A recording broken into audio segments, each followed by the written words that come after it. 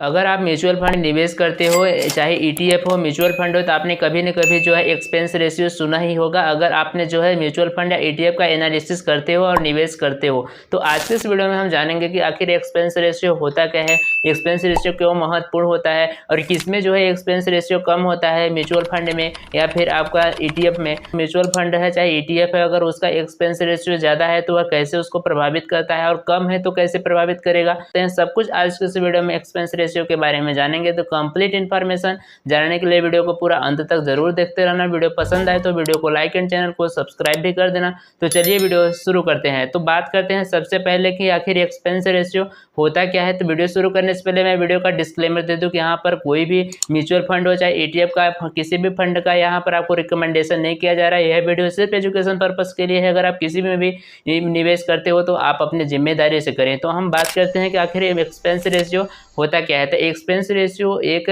शुल्क होता है जिसे आप देते हो मैनेजर को, जो एएमसी होती है म्यूचुअल फंड के अंदर, जो कि आपके पैसे को इकट्ठा करके बाजार में निवेश करती है शेयर मार्केट में। तो वहाँ पर जो एएमसी होती है वो फंड मैनेजर को अपॉइंट करती है निवेश करने के लिए। तो आप जो एक्सपेंस रेशियो देते हैं, यानी कि म्यूचुअल फंड पर जो भी एक्सपेंस रेशियो होता है वो सीधे जाता है फंड मैनेजर को। तो फंड मैनेजर की जो शुल्क होती है उसी को एक्सपेंस रेशियो कहा जाता है। अब हम बात करते हैं कि एक्सपेंस रेशियो जो होता है वो महत्वपूर्ण क्यों होता है यार, कैसे प्रभाव करता है। तो यह जो होता है आपके रिटर्न को प्रभावित करता है। अब बात करते हैं कि आखिर एक्सपेंस रेशियो कितना होना चाहिए।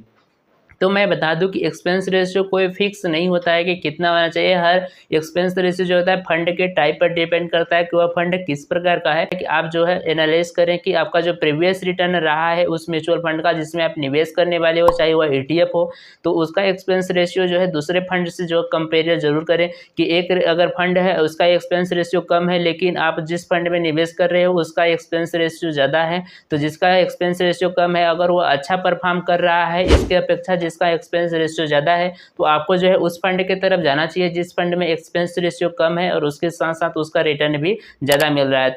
अब बात करते हैं कि आखिर एक्सपेंस रेशियो किस में कम होता है। तो जैसे कि म्यूचुअल फंड और ईटीएफ दोनों में एक्सपेंस रेशियो देखने को मिलता है। तो मैं बता दूं कि एक्सपेंस रेशियो जो जनरली होता है वो ईटीएफ में यानी एक्सचेंज ट्रेडेड फंड में कम होता है ईटीएफ में। बता दूं कि म्यूचुअल फंड में जो आपका रहता है मिनिमम, तो 0.34 से लेकर के 3 से 4% तक जाता है म्यूचुअल फंड में। अगर वहीं पर हम बात करें ईटीएफ में, तो ईटीएफ में जो एक्सपेंस रेशियो होती है वो होती है 0.0304 से लेकर के आपका 1% के अंदर ही एक्सपेंस रेशियो होता है ईटीएफ में। हमने एक्सपेंस रेशियो के बारे में तो मोस्टली बातें जान गए, लेकिन आपके मन में एक सवाल आया होगा कि अगर जिस भी म्यूचुअल फंड या फिर ईटीएफ का एक्सपेंस रेशियो ज़्यादा है तो उससे हम कम कैसे कर सकते हैं, क्या इसका भी कोई ऑप्शन है। उससे पहले मैं बता दूं कि आप किसी भी डायरेक्टली जो है म्यूचुअल फंड या ईटीएफ का आप एक्सपेंस रेशियो कम कर नहीं सकते हैं। आपको जो है अपने फंड के सिलेक्शन पे ही आपका जो है डिपेंड करता है एक्सपेंस रेशियो। आप जो है अपने फंड के सिलेक्शन करते टाइम पर कुछ अपना फिल्टर लगा सकते हो जिसके मदद से आपको